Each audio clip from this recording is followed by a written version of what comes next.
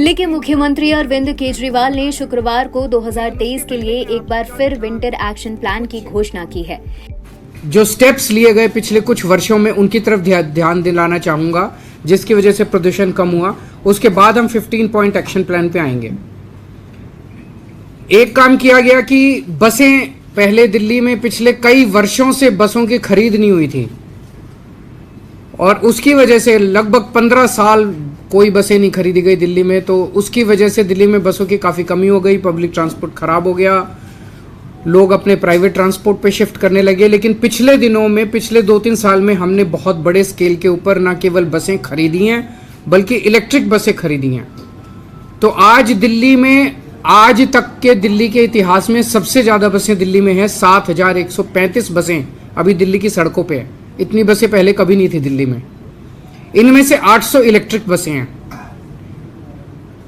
2020 में हमने electric vehicle policy launch की थी, केवल बसों के लिए नहीं, सभी के लिए, प्राइवेट सेक्टर के लिए भी। और ये पॉलिसी देश ने, दुनिया भर में इसकी सराहना हो रही है।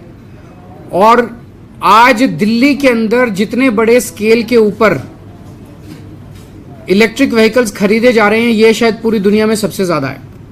आज जितने व्हीकल्स रजिस्टर होते हैं, नए व्हीकल्स आज जितने खरीदे जाते हैं दिल्ली में, उसमें 17% व्हीकल्स ई व्हीकल्स खरीदे जाते हैं।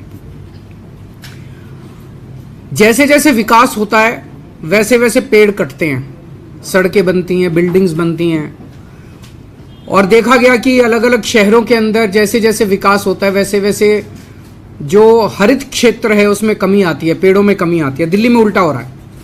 दिल्ली में 2013 में 20% पेड़ थे, जो कि अब बढ़ के 23% हो गए हैं। कम होने की बजाय 3% बढ़ गए हैं। ये बड़े शहरों में अगर लिया जाए तो ये सबसे ज्यादा दिल्ली के अंदर आज ग्रीन कवर है। ये वही विंटर एक्शन प्लान है जिसे केजरीवाल सरकार सर्दी के मौसम में दिल्ली में वायु प्रदूषण को नियंत्रण करने के लिए लागू करती है। और पिछले कुछ सालों से केजरीवाल सरकार लगातार इसे लागू करती आई है।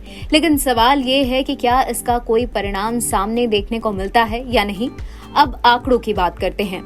साल 2014 में दिल्ली में पीएम यानी पर्टिकुलेट मैटर 2.5 149 होता था, जबकि आज ये 103 पर है। इसी तरह 2014 में पीएम 10 324 होता था, आज ये 223 है। 2016 में प्रदूषण के हिसाब से 365 दिनों में 109 दिन अच्छी हवा होती थी, जबकि आज ये संख्या बढ़कर 163 हो गई है। अब साल में 136 दिन अच्छी हवा होती है। 2016 में सीवियर प्रदूषण के दिनों की संख्या 26 होते थे, अब ये घटकर केवल 6 दिन रह गए हैं। दिल्ली सरकार का कहना है कि उनकी सरकार पिछले कुछ सालों में प्रदूषण कम करने में अच्छी साबित हुई है। साल 2014 के मुकाबले आज 2023 में प्रदूषण में 30% की कमी आई है। मुख्यमंत्री अरविंद केजरीवाल ने 2023 के लिए 15 सूत्रीय विंटर एक्शन प्लान की घोषणा में क्या घोषणा की है वो जानते हैं, जिससे दिल्ली शहर में प्रदूषण कम करने में मदद मिलेगी। देश की पहली ईवी पॉलिसी जिसकी दुनिया भर में चर्चा हो रही है। दिल्ली में खरीदे जाने वालों वाहनों में 17% ईवी हैं। ग्रीन कवर 23% हुआ है। ग्रीन ट्रांसप्लांटेशन पॉलिसी है। कोल थर्मल पावर प्लांट्स बंद किए गए हैं। डस्ट पोल्यूशन वाले हेवी व्हीकल्स पर जुर्माना है। 17,027 इंडस्ट्रियल यूनिट को पीएनजी पर शिफ्ट किया गया है। 24/7 बिजली मिलने से जनरेटर की बिक्री बंद हुई है। एनबीटी ऑनलाइन की रिपोर्ट।